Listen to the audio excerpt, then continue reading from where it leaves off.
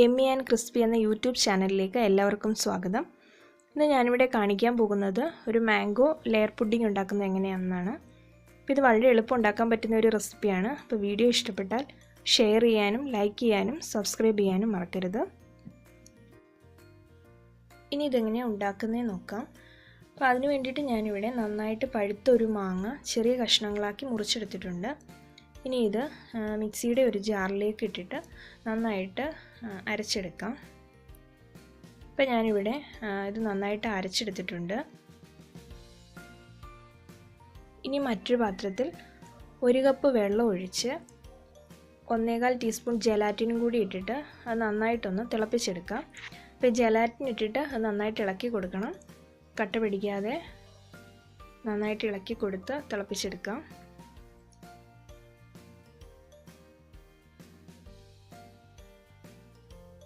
ഇപ്പോൾ ഇതിൻ്റെ കട്ടയൊക്കെ മാറി ഇത് നന്നായിട്ട് അലിഞ്ഞ് ചേർന്നിട്ടുണ്ട്. ഇനി ഇതിനകത്തേക്ക് നേരത്തെ പ്രിപ്പയർ ചെയ്ത് വെച്ചിരുന്ന മാംഗോ പ്യൂരി കൂടി ആഡ് ചെയ്ത് കൊടുക്കാം.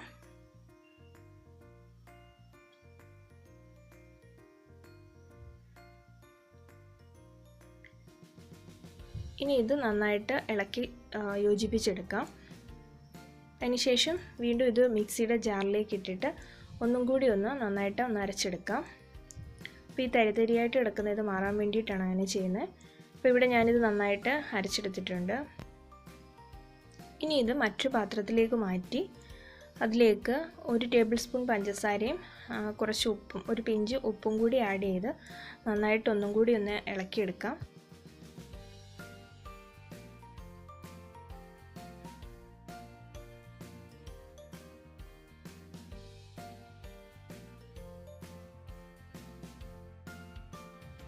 ഞാനിതിവിടെ നന്നായിട്ട് മിക്സ് ചെയ്തെടുത്തിട്ടുണ്ട്. ഇനി ഇതൊരു പുഡിംഗ് ട്രേയിലേക്ക് മാറ്റാം.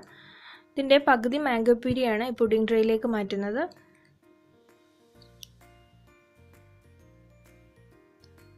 ഇനി ഈ ബബിൾസൊക്കെ ഒരു സ്പൂൺ ഉപയോഗിച്ച് പൊട്ടിച്ച് കളയാം. അതിനുശേഷം ഇത് ഫ്രിഡ്ജിൽ സെറ്റ് ചെയ്യാനായിട്ട് വയ്ക്കാം.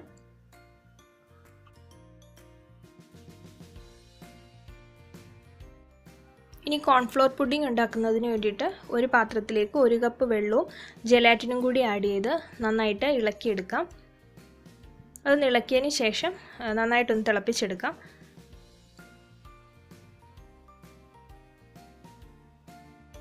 ഇപ്പോൾ ഇതിവിടെ നന്നായിട്ട് മിക്സായി വന്നിട്ടുണ്ട്.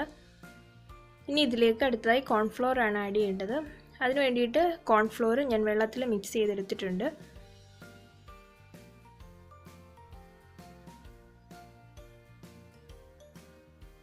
ഇപ്പോൾ ഈ 2 table spoon cornflour 4 table spoon വെള്ളത്തിലാണ് ഇവിടെ മിക്സ് ചെയ്തിരിക്കുന്നത്. ഇത് കുറേശ്ശെയായിട്ട് ഈ വെള്ളത്തിലേക്ക് ഒഴിച്ചു കൊടുക്കുന്നതിനോടൊപ്പം നന്നായിട്ട് ഇളക്കുകയും വേണം. ഇനി ഇത് നന്നായിട്ടൊന്ന് തിളപ്പിച്ചെടുക്കാം. നന്നായിട്ട് കുറുകി വന്നതിന് ശേഷം അതിലേക്ക് ആവശ്യത്തിന് പഞ്ചസാര കൂടെ ചേർത്തിട്ട് ഒന്നുകൂടി നന്നായിട്ട് ഇളക്കിയെടുക്കാം.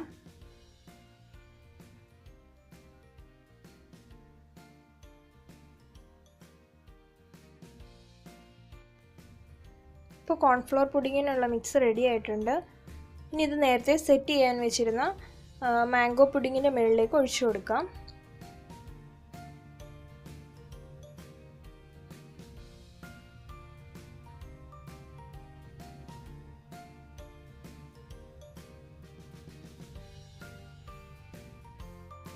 ഇനി ഇതിന് മുകളിലേക്ക് നേരത്തെ പകുതി വെച്ചിരുന്ന മാംഗോ പ്യൂരി കൂടി ഒഴിച്ചു കൊടുത്തിട്ട് ഇത് ഫ്രിഡ്ജിൽ വെച്ച് സെറ്റ് ചെയ്തെടുക്കാം.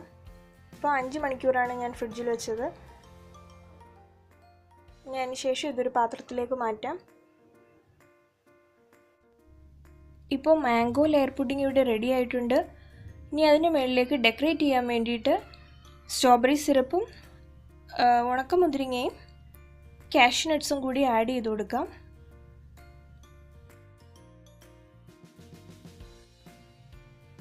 അപ്പോൾ ഈ വീഡിയോ എല്ലാവർക്കും ഇഷ്ടപ്പെട്ടു എന്ന് വിചാരിക്കുന്നു. ഇഷ്ടപ്പെട്ടാൽ ലൈക്ക് ചെയ്യാനും സബ്സ്ക്രൈബ് ചെയ്യാനും നിങ്ങളുടെ കമൻറ്റുകൾ അറിയിക്കാനും മറക്കരുത്.